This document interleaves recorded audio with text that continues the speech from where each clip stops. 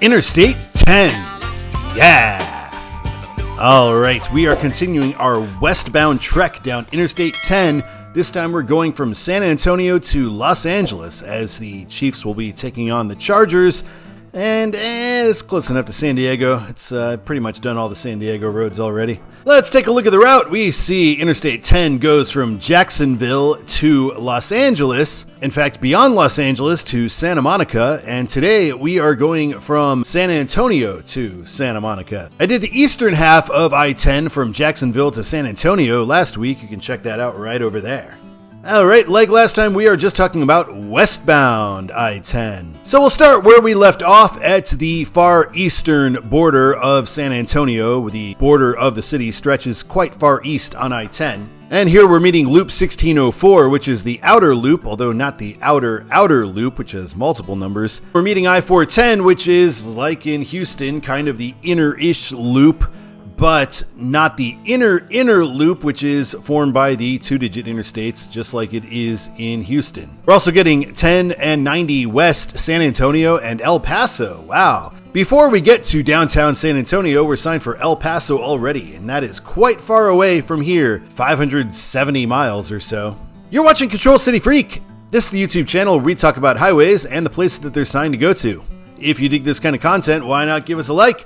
And if you really like it, why not subscribe? Yeah, subscribe. We're meeting US 87 inside the 410 Beltway, and we are getting West I-10 and North US 87 co-signed for El Paso. West US 90 Del Rio is set off on its own. We're meeting I-37, which is co-signed with US 281, and it is south for Corpus Christi and north for Johnson City. We will be exiting ourselves in 2¼ mile. We meet I-35, and we are going to be co-signed with I-35, joining northbound I-35 signed for Austin, southbound 35 signed for Laredo. Through traffic going straight ahead, you'll be on US 90 West signed for Del Rio. Once we get off at that interchange, we are going to veer to the right, so West 10, North 35, and 87, El Paso and Austin. Mainline I-10 goes down to a single lane here. We're splitting into upper and lower level as we enter central El Paso. North 35 is in the lower level, whereas West 10 and North 87 are in the upper level. On the upper level, we have a view of Ruby City, which is a museum in San Antonio, and this was requested by Ryan Nichols because he finds San Antonio to be one of the more underrated creative cities in the US, and this lovely contemporary art museum proves it. So thank you for that request. Looks like a nice spot. I went to San Antonio once, but I didn't go there, just did Alamo and Riverwalk. Ryan requested that on the Patreon, and anybody who is a Patreon with a $5 or more membership can make monthly requests depending on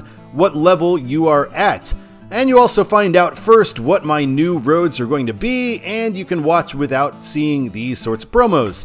And I appreciate everybody who does that. You can also make requests the old-fashioned way with a $5 super sticker or super thanks on any video, and you can see what upcoming videos are going to be in the post section or in this video description, and I appreciate everybody doing that as well. I-35 and I-10 reunite here, the upper and lower reunite, so there's not really any reason to call one I-10 and one I-35, and we see I-10 McDermott Freeway is going to be an exit soon. Here's a look at downtown San Antonio, about as downtown as we get on this freeway.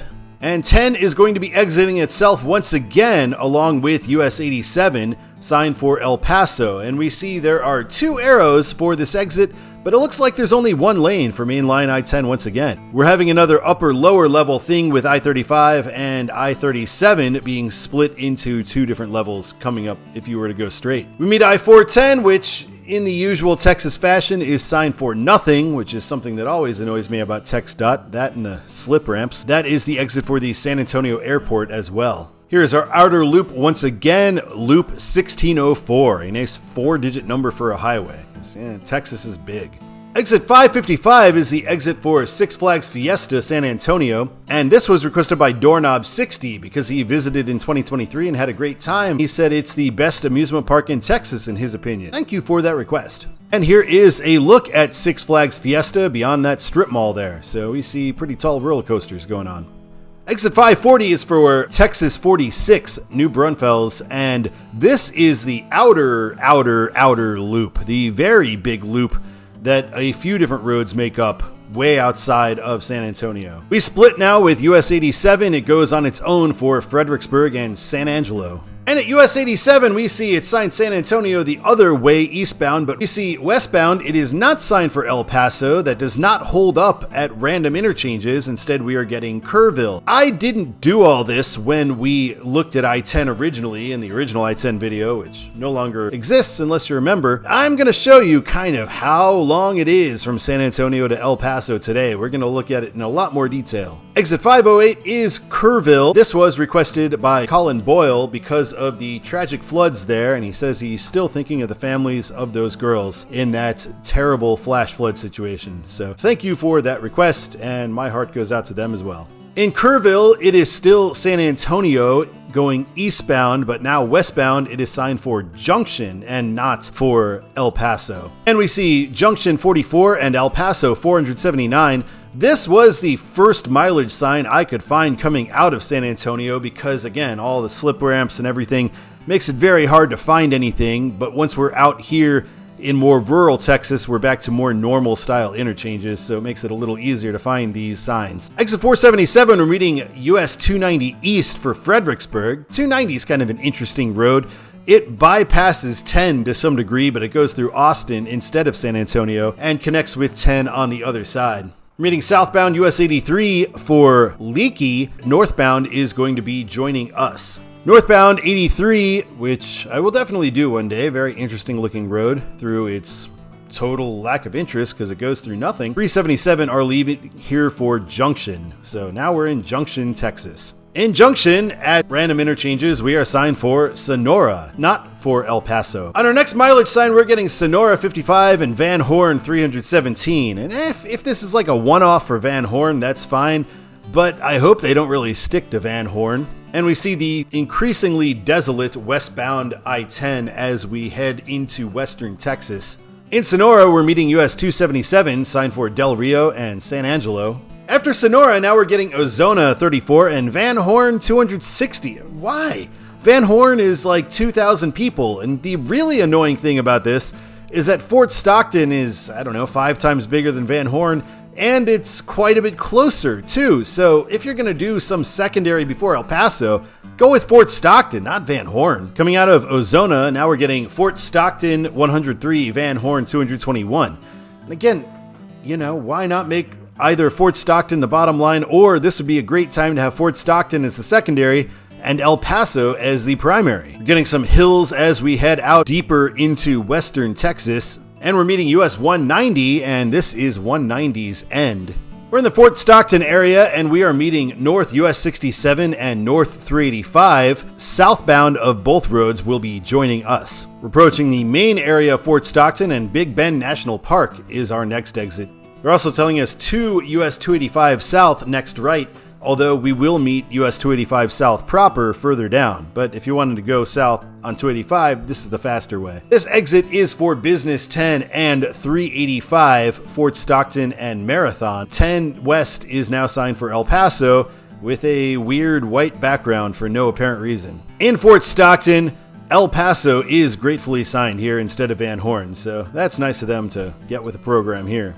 Here is our exit for US 285. It is signed for Pecos and Sanderson. Sanderson, I think that is the tiny Amtrak station that we saw in the US 90 video. Outside of Fort Stockton, we're getting Van Horn 116, El Paso 237. So Van Horn taking its rightful place as a secondary, and really, it's only a secondary from this distance because there is nothing out here. So a city of 2,000 is a fine secondary in these parts because all the towns are so small. We're meeting southbound US 67, and it is signed for Alpine, which we saw in the US 90 video. And as we cross this desolate landscape of West Texas, we've got to ask, do we need a frontage road here? Isn't this just a total waste of money? Do you need that frontage road along with this, going out through this? We get the big West Texas intersection between I-10 and I-20, so 10 West El Paso, 20 East signed for Dallas, so they're skipping Midland, Odessa, Abilene, Fort Worth,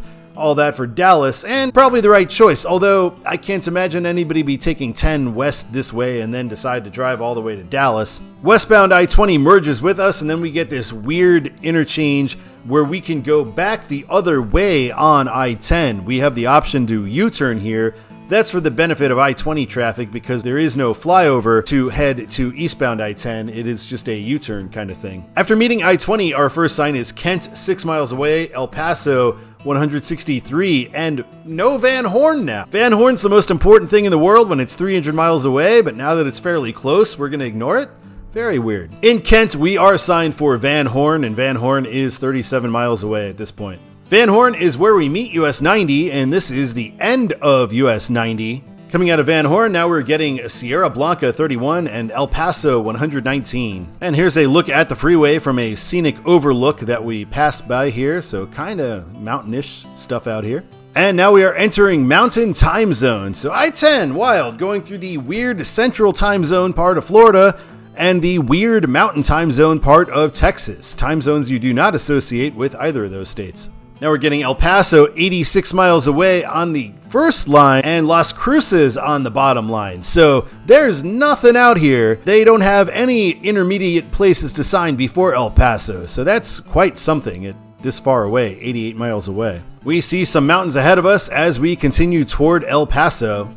And at exit 42, we are finally getting an exit request because we've crossed over some desolate areas, so we're starting to get towards civilization. And this was requested by Juan Martinez because it's the exit he takes to work as a high school math teacher and football coach.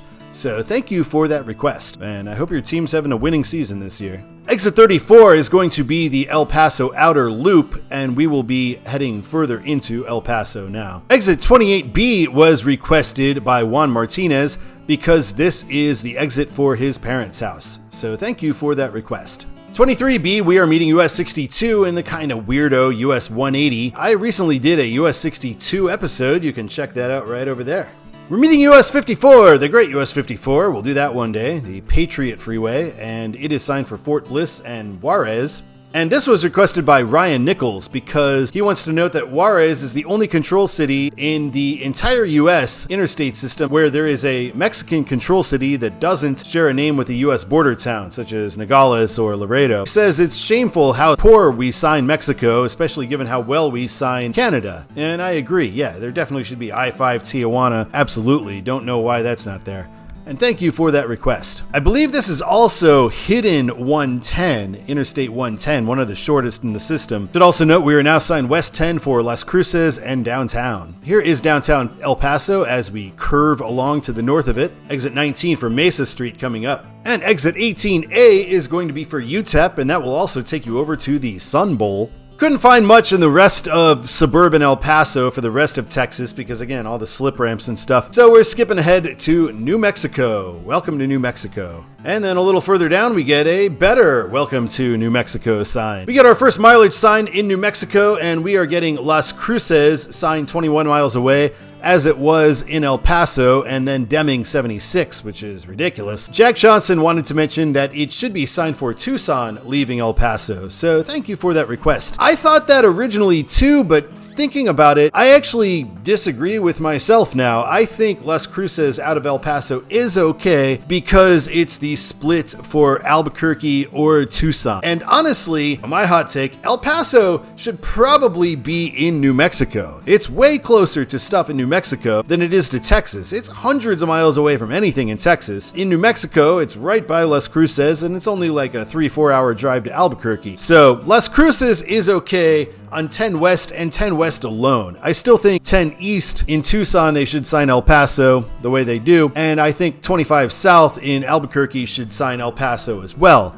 But in this direction, I feel like it's going to be an equal split between I-25 for Albuquerque and I-10 for Tucson. And on this mileage sign, they could have something like Las Cruces, Albuquerque, Tucson. It probably would be the right way to go. We're meeting I-25, and I-25 is getting north. Las Cruces, Albuquerque, we're getting West, Las Cruces, Mesilla, and Deming. You're going to put 3 cities on there and you can't put Tucson? Come on. I mean, they got Albuquerque on the other one. Being ridiculous, New Mexico. We're meeting US 70 East here, and 70 West is going to be joining us. From US 70's perspective, it is 10 East El Paso and 10 West Deming, so they're really double downing on this Deming thing. Terrible, terrible signage. And we get a weird I-10 West with a green background shield here.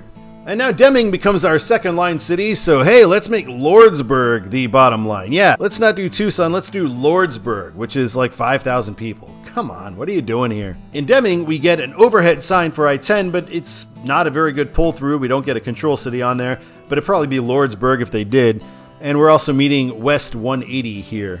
And on 180, it is in fact signed for Lordsburg at the ramp. Coming out of Deming, we have Lordsburg become our secondary, and then finally Tucson is mentioned coming out of Deming. But yeah, it definitely should be mentioned from at least Las Cruces. On New Mexico 146, in its intersection with I-10, we have this West US 70 for the ramp, which is pretty wild. No sign for I-10 itself, a sign for US 70, which is on I-10 right here instead. In Lordsburg, US 70 is going to leave us, and again, we have a fairly useless pull-through sign, just 10 West instead of having a control city up there. And at US 70, we're getting 10 East Deming and 10 West Tucson. Tyler Marchand noticed that there has been changes in New Mexico mileage signs with better control cities for the most part, although maybe the street view that I'm seeing here are not reflecting those changes quite yet. But thank you for that request. Here's a better sign, but maybe it's because we're beyond the Lordsburg Deming Metroplex, where we do get Tucson on the bottom line at 151.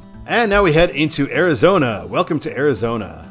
This cracks me up. The very first Arizona exit, and at a random road in the middle of nowhere and not much used highway, we are getting El Paso signed for eastbound I-10. So Arizona does it right. New Mexico immediately drops the ball with the Lordsburg Deming thing. And heading west, we're getting Bowie, Wilcox, and Tucson as our control cities. And we go to a 3-city configuration because, you know, Arizona doesn't mess around. Meeting US 191, the great US 191. I did an episode about that. You can check that out right over there. And it is signed north for Safford, which is not near here. And south US 191 is going to be joining us. 20 miles down, 191 South is going to leave us, and it is signed for Douglas, which is pretty much all the way at the end of it, so that's good signage there too. And now we're getting rest area. Benson is our secondary control city, which is all any Benson should ever be. Tucson, 72 miles away now. Skipping ahead into Tucson, we've got 19 South Nogales, and we are now signed 10 West for Phoenix. Here is a look at downtown Tucson from I-10. At random interchanges, it is Tucson, Phoenix, once we're just a little bit north of Tucson. But here now we're getting junction I-8 40 miles away and Phoenix 94 miles away. Right here we're meeting I-8, which will take you to San Diego, the home of the Chargers, who we're going to be playing this week. But I already did an I-8 episode that'll take you there. You can go watch that and see the route into San Diego from this point. We are going to continue on I-10 toward Los Angeles, where, you know, has nothing to do with the Chargers, I know, but it's not too far away from San Diego. We're getting into the Phoenix metro area, and we are meeting Loop 202 for the first time, and we are assigned 10 West Phoenix. Coming up to the Broadway curve here, and we are joining US 60, 60 East for Mesa, exit here, 60 West joins us. We're meeting the beginning of I-17, which is always kind of a weird one because we meet it again. It's signed I-10 West truck route, so trucks would go that way and rejoin I-10 later. And West 60 is signed on 17 as well. We're signed now 10 West Los Angeles, jumping right ahead. And I did a video about westbound US 60 and California 60 and Old 60. You can check that out right over there. In the eastern leg of this Phoenix loop that I-10 is on, we pass by Sky Harbor International Airport. There is the airport and the exit for it, and that was requested by Ryan Nichols because it is one of his favorite airports in the US. I've been there a few times, seems like an alright airport. It's been a long time since I've been, and thank you for that request. Meeting Loop 202 once again at the top of this loop. We're going to be turning west ourselves right now, and north 51 also straight, which is a freeway through Phoenix as well. This is a pretty wild interchange here, and you can see it from overhead here. We exit long before to go straight on 51, whereas 10 is going to be snaking its way toward the left and moving on its own, so it's not quite a turn off to stay on situation. Here's a view of downtown Phoenix, and that is the tunnel that we go into in downtown Phoenix toward the right side there. We're meeting I-17 once again, signed for nothing southbound because it does just loop back to I-10. and it is signed northbound for Flagstaff. And this was requested by Stealthy Noctowl because Flagstaff was his favorite city when he did long-haul trucking. And I can understand that. Flagstaff seems like a cool town. And thank you for that request. And this, I always say, is also one of Arizona DOT's very few mistakes. US 60 should be signed on this as well, because US 60 becomes Grand Avenue. It's a very important thing in the Phoenix metro area, so they should mention that 60 is this North Interstate 17 exit as well. We're meeting Loop 202 once again. Loop 202 has a weird route the way we keep meeting it. West I-10, Los Angeles. Now we're meeting northbound Loop 101, and we are still signed 10 LA.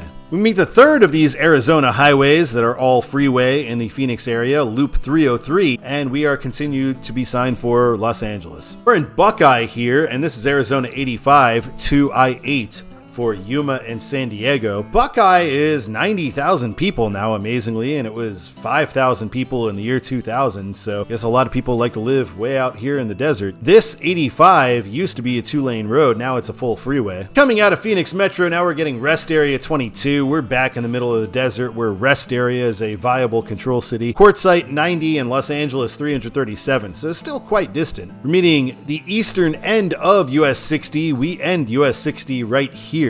And heading into Quartzsite, we're getting this interchange, which is not quite for US 95 or Arizona 95, signed for Parker and Yuma, and we're getting the longer distance control cities of Yuma for south and Parker for north. That's because if you wanted to take US 95, it's actually faster to get off here. At exit 17, we're just signed for Quartzsite, but this actually is US 95 that we're intersecting here. But like I say, the other way is a shortcut, so they just sign it like it is 95 because for the driving public, what difference to make? So good call, Arizona. Rest Area, still a control city, and now we're getting Blythe and Los Angeles. So just California cities once we're beyond Quartzsite, because there's not much out here. Cross the Colorado River, and we enter California with its always wonderful California state line. US 95 had been concurrent with us since Quartzsite, and we are having US 95 northbound leave here for Needles and also for Blythe.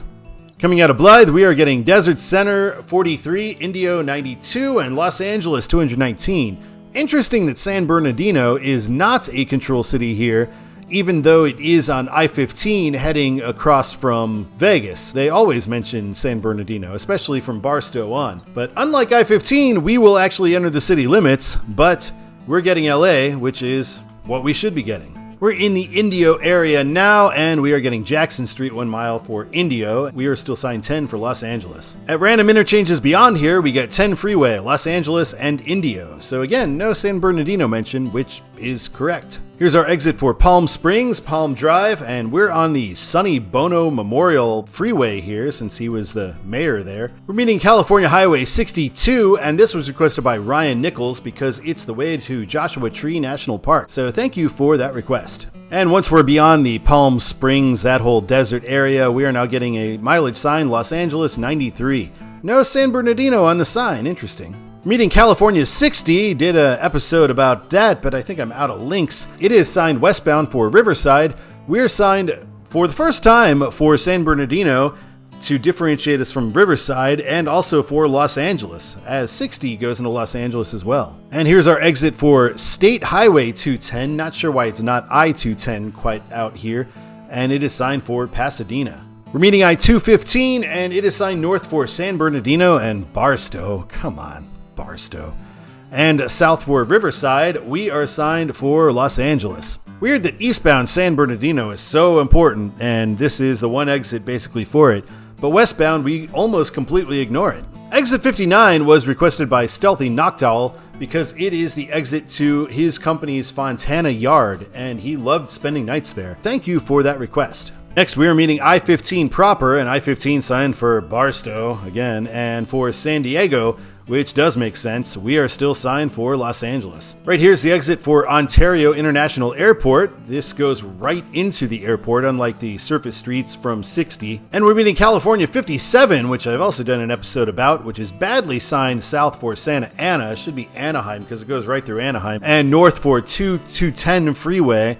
Why not sign at San Dimas? It's excellent. 10 West Los Angeles. If we look in our rear view in West Covina, we can see the Jollibee headquarters, and this was requested by Ryan Nichols because he wants to shout out his wife Elaine for having to hear all this CCF noise in the background while he's doing chores and whatnot. His wife is Filipino, so she loves Jollibee, and he loves their fried chicken and gravy too. My wife is Filipina as well, so I am well familiar with the magic of Jollibee. Thank you for that request. And ladies, thank you for putting up with all this noise in the background with my blah blah blah. And we meet the 605. We are signed 10 West Los Angeles. I wonder what the 605 is signed for. Heading into this Ramona Park area, we have this series of weird-looking identical interchanges. I've never really seen any quite like this before, and we just have a string of them right here, and then we don't have any more like them before or after. Weird. We're meeting the 710, and the 710 signed Southeastern Avenue. Probably should be signed Long Beach, and north for nothing in this particular sign. If we go a little further down that ramp, we could see it is South Long Beach and north for Valley Boulevard. So not signing Pasadena, signing Valley Boulevard, which is very close to here. And Ryan Nichols wanted to request this because Valley Boulevard has become another main strip for the San Gabriel Valley's massive Chinese community. Thank you for that request. We're heading into the East LA interchange. We've got 101 Los Angeles straight ahead and 5 North Sacramento straight ahead. 101 we will be talking about at the Super Bowl time in February. 10 West and 5 North Santa Monica and Santa Ana we are exiting ourselves to stay on. Briefly on the Golden State Freeway here, as 10 West is signed for Santa Monica, 10 and 5 South for Soto Street, and East 60 for Pomona. So we'll have the Pomona freeways and the Santa Ana freeways exiting us here. After going through that ramp, we cross the LA River and we see mainline I-10 once again is down to 1 lane in a major city. So that's, the third time that's happened. This is where we link in with the end of the Pomona freeway, California 60. We're meeting the 110, and this is the differentiator between the two 110s. Interstate 110 is south from here. State Route 110 is north from here. I don't know why it's not Interstate 110 until the 5 or so. It seems like it's Interstate Standard until then. I understand it's switching after that because it becomes the Arroyo Seco. This is also the exit for the convention center, and we are now signed for Santa Monica. We look a little bit in the rear view, and this is also kind of cheating. We're on a ramp here by the 110. It's a view of downtown Los Angeles, as good of one as we get from I-10. We're meeting Venice Boulevard, pretty famous street here, which will go down to Venice Beach. And now we're meeting the 405, the very last interstate that we will meet. 405 signed south for LAX and Long Beach, north for Sacramento, and we are signed for Santa Monica. And we get to Bundy Drive, which I know about from OJ. We're in Santa Monica, and we are meeting PCH, California Highway 1, Lincoln Boulevard. And this is actually the real end of I-10, as I-10 as an interstate must end at a state highway. We do see the pull-through sign is for Pacific Coast Highway Oxnard, and there is no longer a sign for I-10, so this is the true end of I-10 right here. I'll still show it to the ocean though, because this is still numbered as an I-10 exit 4th Street and 5th Street. This is exit 1A. We hit the tunnel going underneath the coastal road, and Malibu is 6 miles away, Oxnard 47. And we end on northbound PCH with the Pacific Ocean just there to the left of us, and we have this famous footbridge that I've driven motorbikes down many a time in GTA 5, and that shall end Interstate 10. Wow, what a slog it's been, but pretty cool road. But let's talk about Todd's the way it should be for Interstate 10. Last week I already talked about what it should be up until San Antonio, so now I will just talk about from San Antonio on. And I'm going to say it should be El Paso, just like it is, nothing else in between. Fort Stockton, Van Horn, fine secondaries, but it should be El Paso as a primary the whole way. Las Cruces I am okay with, and then Tucson, Phoenix, Los Angeles, and then Santa Monica, just because there's nothing else to sign coming out of downtown LA. Thank you so much for watching this episode of Control City Freak. I really appreciate it. We've got a big one coming up next week with a US 41 Supercut, then some other cool stuff coming this way as the NFL season wraps up and hopefully involves the Chiefs going to the playoffs. Otherwise, I don't know if there'll be playoff videos. I might just be at the bar or something that whole time. Until next time, my name is Todd. Thank you for watching and keep on trucking.